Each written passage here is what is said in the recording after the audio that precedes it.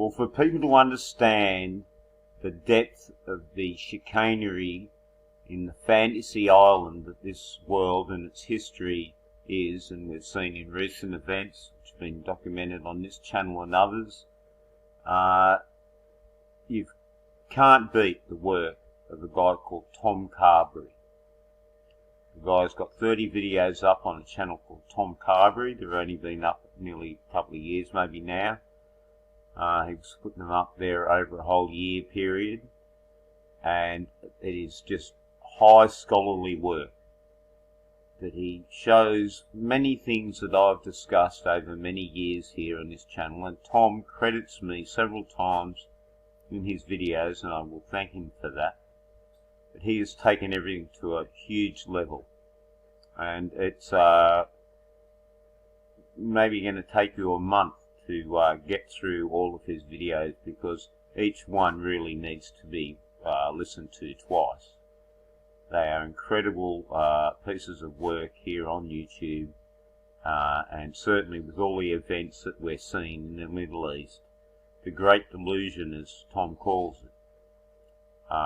And the big delusion we feel is that this location of Jerusalem, this whole idea, this concept, has somehow been brewed in Europe and transported to the area there because of geopolitical reasons. That area, of course, being such a crossroads, you might say, of all land masses. But the stories seem to have been brewed in Barcelone, Spain. But certainly this Book of Enoch business, and it just so happens our old friend Josephus Scaliger. Now, it's funny how there's this Josephus writing things in the Bible, and the old Justice too. Even these figures too could be fraudulent. I mean, the whole of history. But just shows you that things that were being shown, we haven't been shown history very well. And this business about going to Ethiopia here, James Bruce with Kinnaird, Scotland. Anyway, I'm going to play a fair few pieces here of Tom, and I'm certainly this year really going to go and look at this work in a really serious way, which I've done over the years, and I'll link up things he talks about and where he's given me shout outs, especially which I'll show you here in a minute, to do with Montana. But I'll just play this little bit here. Very interesting stuff from our friend Tom Carberry. Questioning the Book of Enoch, or not. The first traces of the long-lost Book of Enoch occurred when Josephus Justus Scaliger, 1540 to 1609, discovered extensive tracts of it in an unpublished book called Chronographia by a 9th century monk, George Sincelius. Now, scholars write this type of stuff all the time, but no one questions how a book from the 9th century could survive into the 16th or 17th century, depending when scholars supposedly read this. Today, if you try to check out an old book out of the library, they won't even let you check it out because they all will fall apart on you. History tells us that in the 18th century, James Bruce of Kinnaird, Scotland, a descendant of King Robert the Bruce, went to Ethiopia and brought back 3 copies of the Book of Enoch. Bruce gave 1 copy to King Louis XV, 1 to the Bodleian Library at Oxford, and kept 1 for himself. Again, here we have the upper classes giving us or planting information on us. Just as after Israel became Israel, they discovered the Dead Sea Scrolls, or how in the 20th century people just happened on the Nag Hammadi scriptures. I'm not saying these are false. I'm just saying that it seems that people plant things on us. Scaliger, Aquitaine, Basques, and Jesuits. Scaliger grew up in Agen, France, the prefecture of the capital of the Lot and Huron department in the Aquitaine region, which got its name from Lot and his father Huron. He went to the College of Guyenne in Bordeaux, and Guyenne is an Occitan way of saying Aquitaine, and so it's the College of Aquitaine in Bordeaux. And Bordeaux is the largest city in Aquitaine. This connects him to Terah, Abraham, Lot, and Eleanor of Aquitaine, and the Plantagenets kings of England, who we will see shortly. Video 6 on Ore showed that Terra and his family probably sailed from Ireland to Bordeaux in Aquitaine. The Basque once ruled Aquitaine, and the Basque founded the Society of Jesus, or the Jesuits. We saw that in the video, I think it was 24, in Machpelah, where Abraham purchased a sepulchre for Sarah from the brothers of Het, who became the Jesuits in that version in the 13th century, but the Jesuits became the Jesuits in the 16th century, and I think that's one of the reasons I think the 13th and the 16th century get duplicated. Scaliger and Jacob. Video 26 connected Jacob with Jacopino della Scala, or of the latter, and the leaders of Verona, Italy, also Venetians. Scaliger claimed to descend from the della Scala family. The Jesuits attacked him ferociously for this claim. Video 24 in Machpelah and the Hittites connected Abraham, the grandfather of Jacob, to the founding of the Jesuit order. The Phoenicians or Venetians have a strong connection to the Jesuits.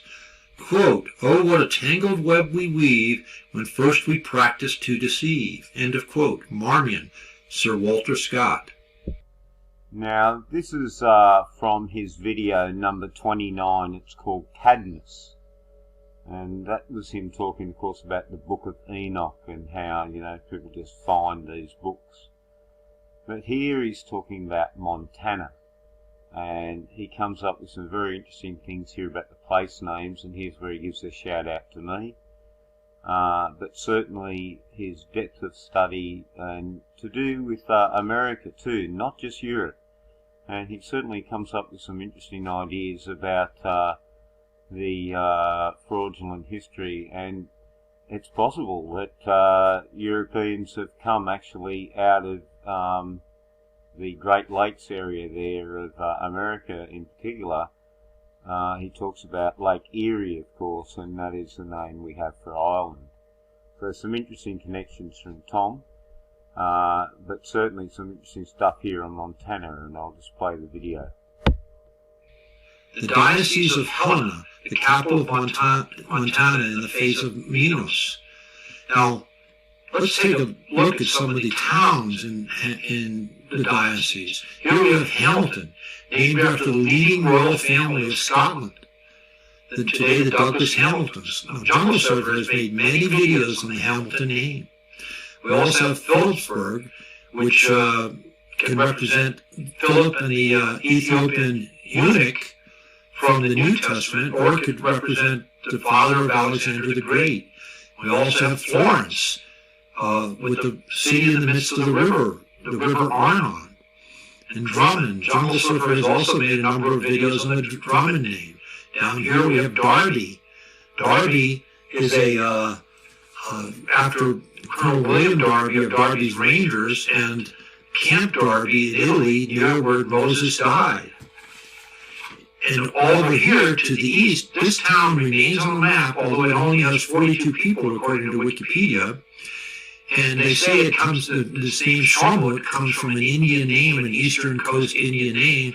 But if you look at it, you can see it actually has two Hebrew names in it. Shaw, which is the pronunciation of the Hebrew words that we normally spell Shoah, S-H-O-A, and that comes from Strong's Hebrew 7722, which means a Holocaust, or the burnt offering. Or, the Holocaust that supposedly Hitler slaughtered Jews in World War II. And then the second word, mut, means death in Hebrew. And that comes from Strong's Hebrew 4193. So death by Holocaust. And also down here, we have Lima, as in Lima, Peru. And if you apply the rule of reversal to Peru, you get Europe. Pierre-Jean de Smet. Pierre-Jean de Smet, 1801 to 1873, a Jesuit from Belgium, established the St. Mary's Mission in Stevensville. He studied for his priesthood in Baltimore, Maryland. We will see major connections between Belgium, Baltimore, and the Jesuits shortly. Carroll College, Helena, Montana. The first mention of the name Carroll in this video, but we will hear many more This college takes its name after John Carroll, the first Archbishop of Baltimore and the first Archbishop in the United States of America, who we will see shortly. Thanks to GreenlandTheory.com for this Minos and Montana insight. Cadmus and the Oracle at Delphi. During his quest to find Europa, Cadmus arrived at Delphi, where he consulted the oracle Pythia.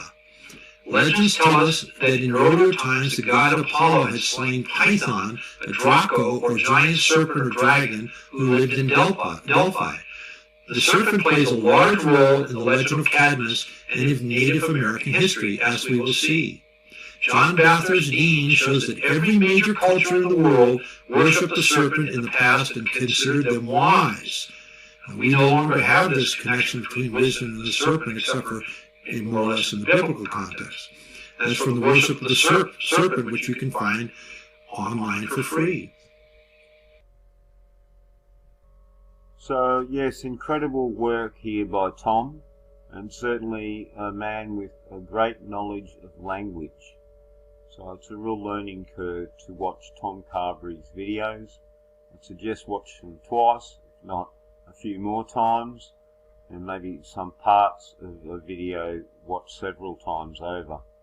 And certainly stop them and read some of the text and think about what he's saying here. And certainly leads to a greater understanding of what's going on here in the Middle East and what's going on in this fantasy island that we are living in. So I'll do more work on Tom's work over this coming year. It's certainly an all-engrossing topic, and it's certainly very well, it's of age now, because we've got Trump there moving embassies and everything in what is obviously a Disneyland, and you can see that from, if you go back to when Allenby rode in and everybody was cheering. There's just something just so fake about the whole idea back then, you can see. And I'll certainly be looking at that in the old Balfour Declaration and all that stuff that we've been fed over the years, and a lot of shooters in the woods stories attached to, I might add, with Rothschild, with trillions of dollars sort of stories. You've heard them all these whistleblowers telling us the inside story type idea, all part of the great delusion.